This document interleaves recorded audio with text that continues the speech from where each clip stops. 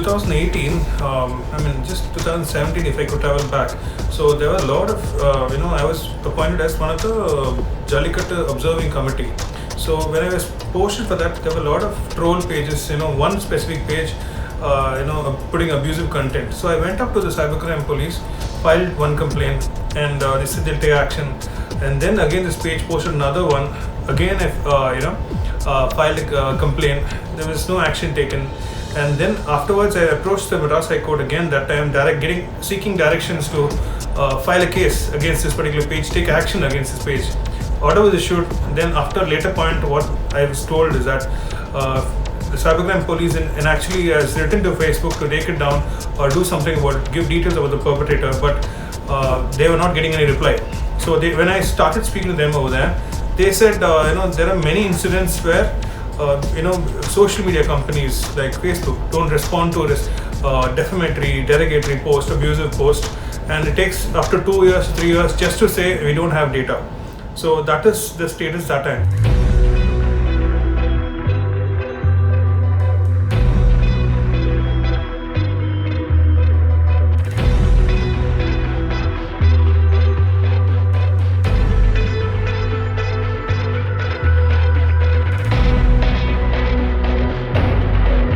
I wrote to the different ministries across the country, electronic communications, home department, everything, saying this is a serious concern, we should address it.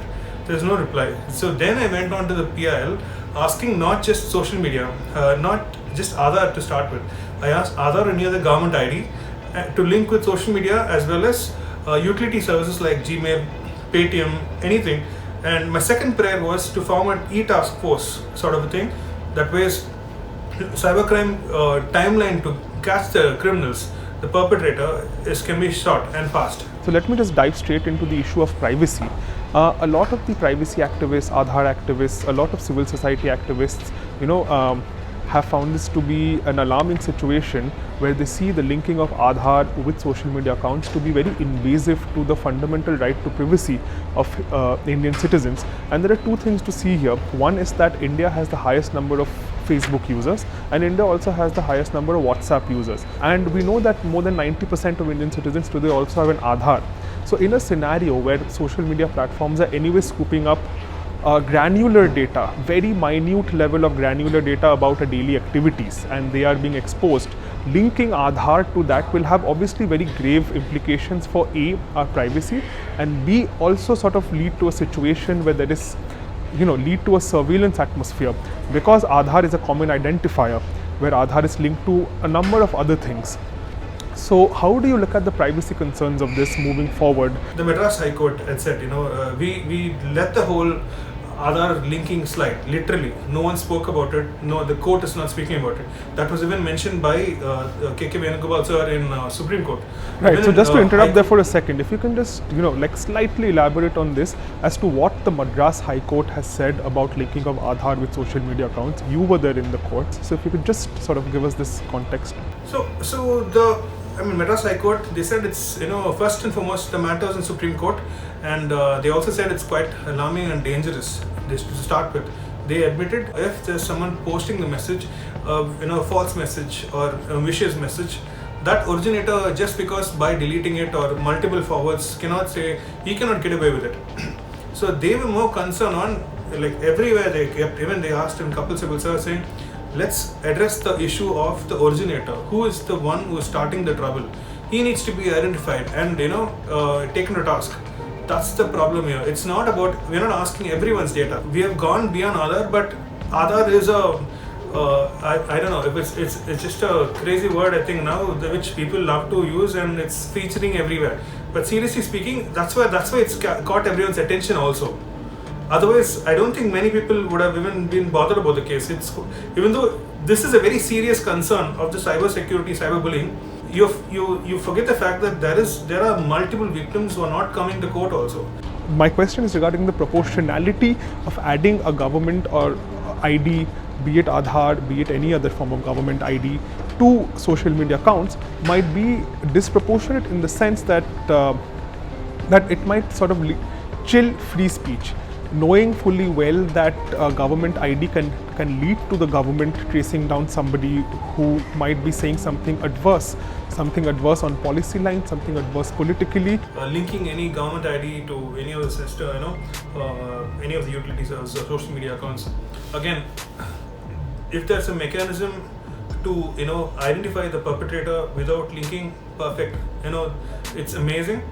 I think it's more of the Pandora box is just opened after the case, and now it's spoken. It's spoken widely about.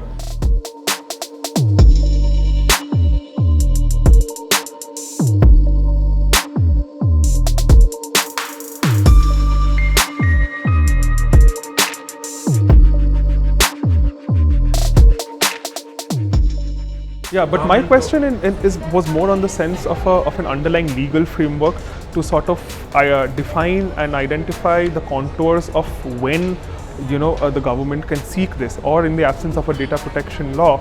There is a scenario which many have brought up as to the state can sort of start monitoring en masse. Do you see that as a concern? No, it's definitely a concern. We have to move in time. Our laws also have to be updated with time. Definitely acknowledge that and agree with all that. Probably this would enhance and enable the government to move things faster. Right. In having data privacy and also localizing the data, storing instead of they keep saying the social media company keeps saying it's an island US. Why don't they maintain servers over here? Why don't we protect our data within our country so it falls within the jurisdiction of our country? We are one of the biggest users. India is one of the biggest users of social media accounts, not just WhatsApp, Facebook, also Twitter. I think we are the 1/3 or 1/4 contributors to their revenue as well. So when we spend so much of money and they make so much of money with us, all of them have GST numbers, and things like that. When it's happening, why don't they invest their time and they can invest their time, money, putting up data centers over here. First thing, so why don't they have a much bigger, elaborate nodal office over here, where they can respond to complaints raised by law enforcing agencies, not random people, much faster. See, my whole case and how I started the case and how I've traveled along with the case, my purpose is just one thing. I just want the cyberspace. I'm a regular social media user. I have a social media company myself. I've been seeing a lot of victims who are being abused. Children, kids who are very actively using, because even though they are not on the age of 18, they're all getting on social media. If they're going to be vulnerable to all these things, I think we are responsible. We should be a bit responsible, and social media companies specifically should be more responsible on how to deal with these situations. They can't be responsible and say, we won't give you data if you don't, it's in my server in US and I have to have too much time to get it back something, yeah.